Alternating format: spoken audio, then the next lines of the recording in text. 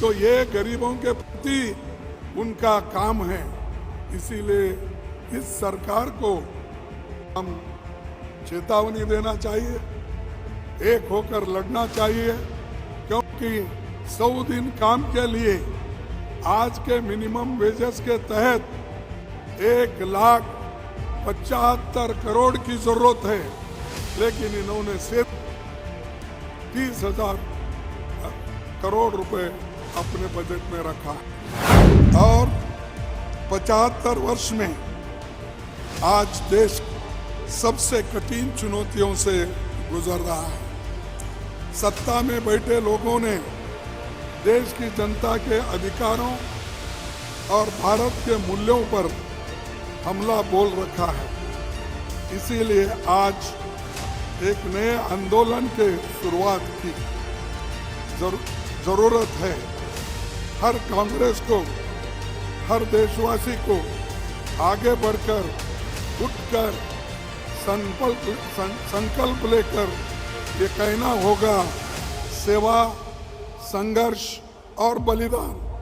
सबसे पहले हिंदुस्तान, सेवा, संघर्ष और बलिदान, सबसे पहले हिंदुस्तान, ये हमारा नारा होगा।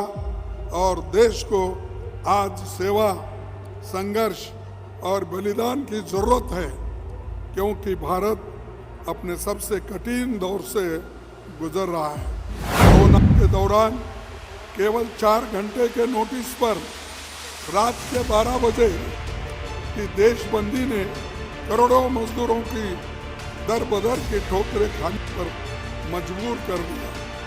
न दवा मिली, न डॉक्टर, न इंजेक्शन, न ऑक्सीजन, यहाँ तक कि अंतिम संस्कार भी नसीब नहीं हुआ। एक तरफ 12 करोड़ लोगों का रोजगार चला गया, तो दूसरी ओर 23 करोड़ लोग गरीबी की रेखा से नीचे धकेल दिए गए।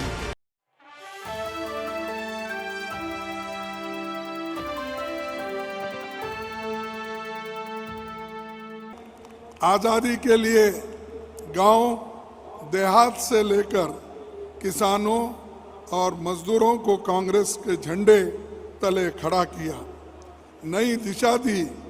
बेलगाम में कांग्रेस का स्वरूप बदला और कांग्रेस संविधान में भी बड़ा बदलाव हुआ। गांधी जी ने कांग्रेस को भारत के किसानों, मजदूरों, गरीबों और वंचितों से जोड़ा। कांग्रेस की वर्किंग, डिसेंट्रलाइजेशन हुई और कई काम हुए। यहीं से कांग्रेस एक जन आंदोलन के रूप में जनता के सामने आई और पूरा देश कांग्रेस के साथ खड़ा हुआ।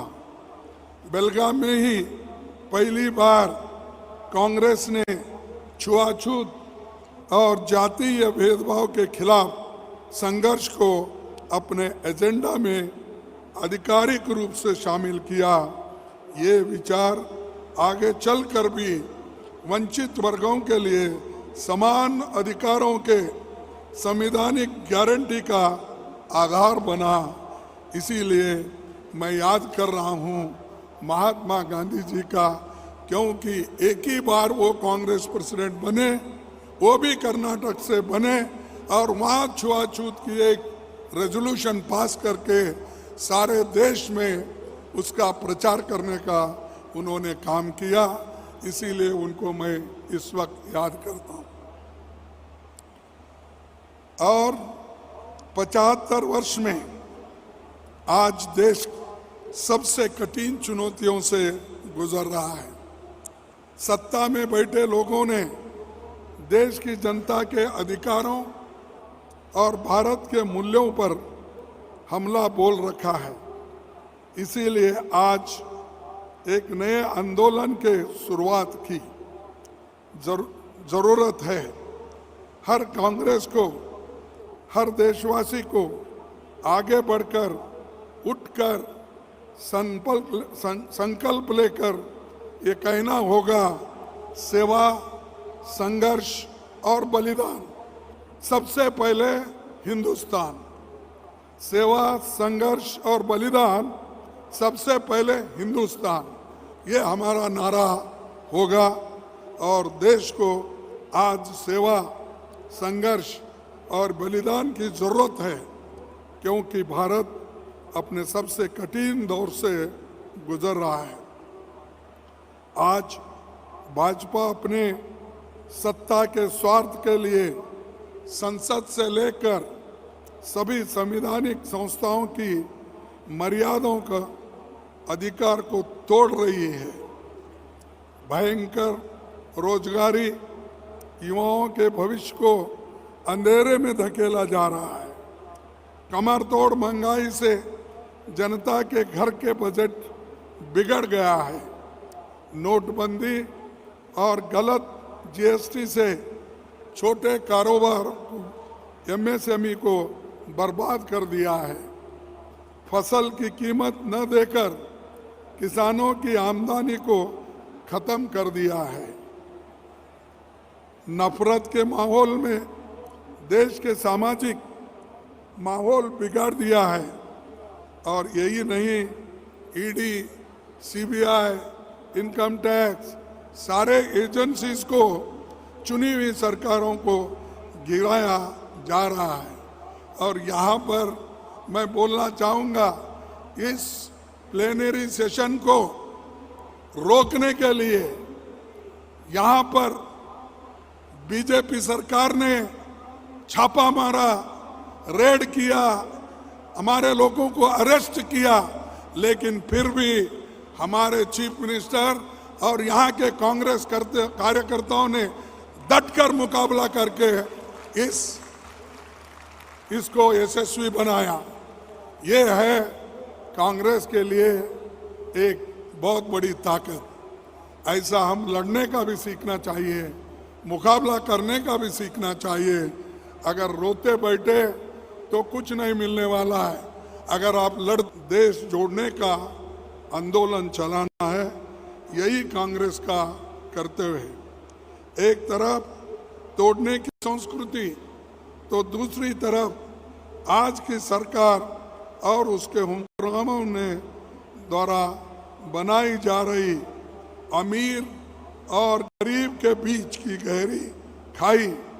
ऐसा लगता है कि जैसे देश की सरकार की नज़र में दलितों, आदिवासियों, पिछड़ों, अल्पसंख्यकों, किसानों, वो नौकर पेशा और मध्यम वर्ग के लोगों के लिए कोई जगह इस बीजेपी सरकार में नहीं है। पहले तो नोटबंदी की ऐतिहासिक बेखूबी ने छोटे और लघु उद्योग पर तालाबंदी कर डाली और 2 करोड़ से अधिक लोगों का रोजगार चला गया। गलत तरीके से बनाई और उससे भी गलत तरीके से लागू की जीएसटी ने छोटे मोटे उद्योगों को और व्यापारियों का कामकाज चौपट कर दिया। कोरोना के दौरान केवल 4 घंटे के नोटिस पर रात के 12 बजे की देशबंदी ने करोड़ों मजदूरों की दर बदर की ठोकरें खाने पर मजबूर कर दिया। न दवा मिली, न डॉक्टर, न इंजेक्शन, न ऑक्सीजन, यहाँ तक कि अंतिम संस्कार भी नसीब नहीं हुआ। एक तरफ 12 करोड़ लोगों का रोजगार चला गया, तो दूसरी ओर 23 करोड़ लोग गरीबी की रेखा से नीचे धकेल दिए गए। गंगा मैया हजारों लाशों से फटी पड़ी थी और दिल्ली की सत्ता में बैठे लोग अपनी पीठ थपा ले रहे थे कि वो उन्होंने कोविड में बहुत काम किया। आज हालत ये है कि गरीब और मध्यम वर्ग की एड़ियां रगड़ रहा है। महंगाई ने बजट और घर दोनों तोड़ डाले हैं और मुट्ठी भर अमीर मित्रों की दौलत में इतनी बढ़ोतरी हुई कि वो दुनिया के दूसरे नंबर से बड़े अमीर बन बैठे। मैं पूछता हूँ कि हमारा देश किस दौरान आ खड़ा हुआ है। जहां अन्नदाता किसान की प्रतिदिन की आय 27 रुपए है और प्रधानमंत्री के एक दोस्त की आय 1000 करोड़ रुपए दिन में है। देश के 72% यानी 3/4 MSME को एक फूटी कौड़ी भी नहीं कमा पाए, पर प्रधानमंत्री के एक दोस्त की संपत्ति 13 गुना यानी 1300% बढ़ जाए। और मुझे समझ में नहीं आता कि रोज इश्तिहार में खुद को छपवाने वाले दिल्ली के प्रधान सेवक ये अपने मित्र की सेवा कर रहे हैं। ऊपर से एक एक करके 70 साल में बनाई देश की हर संपत्ति को अपने मित्रों को हवाले कर रहे हैं। ये तो रेल, भेल, सेल, तेल सब बेच रहे हैं। आकाश हो, धरती हो या पाताल हो, देश की सब चीजें बेची जा रही है। मेरे देश के करोड़ों लोगों को अब चिंता है कि अब हमारी LIC और स्टेट बैंक ऑफ इंडिया भी बच पाएगा या नहीं, क्या इसको भी वो बेच लेंगे। ये आज हमको एक बहुत बड़ा हमारे सामने सवाल है और ये सरकार सब कुछ हमने जो बनाया था उसको एक एक करके बेच खा रहे। आर्थिक खाई के बीच देश के सामाजिक भेदभाव की भयंकर खाई भी धकेल दिया है। गरीबों, मजदूरों, दलितों, आदिवासी और पिछड़ों के अधिकारों को सरेआम सत्ता के बुलडोजर से कुचला जा रहा है।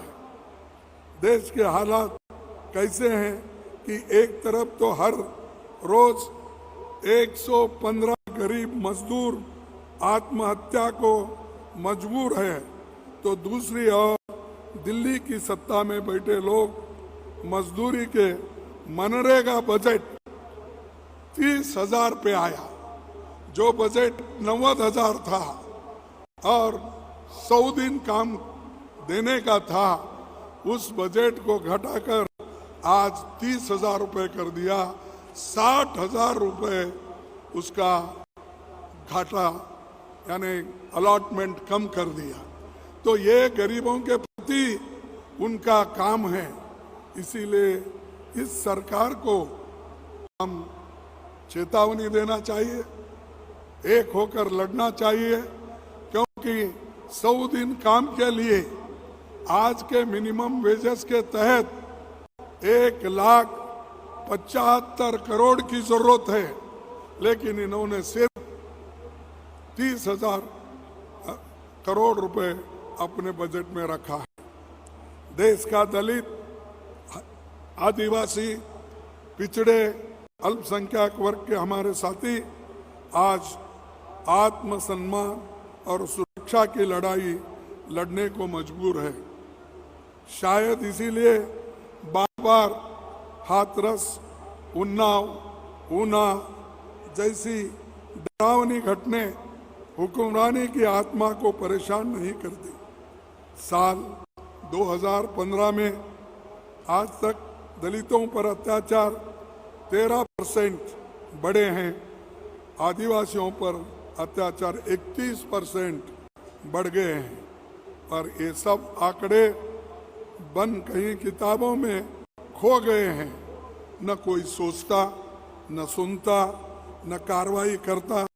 गरीबों को ताकत देने के भाषण तो बहुत देते हैं, वोट लेने के लिए पिछड़ों की बात ज्यादा करते हैं, पर ये भूल जाते हैं कि सैकड़ों पब्लिक सेक्टर यूनिट्स जो आप मित्रों को बेच रहे हैं, उसमें लाखों गरीबों के लिए रिजर्वेशन की नौकरी भी चली जा रही है और दूसरे जो ओबीसी है, इकोनॉमिकल वीकर सेक्शन से, उनके नौकरियां भी आज जा रहे हैं।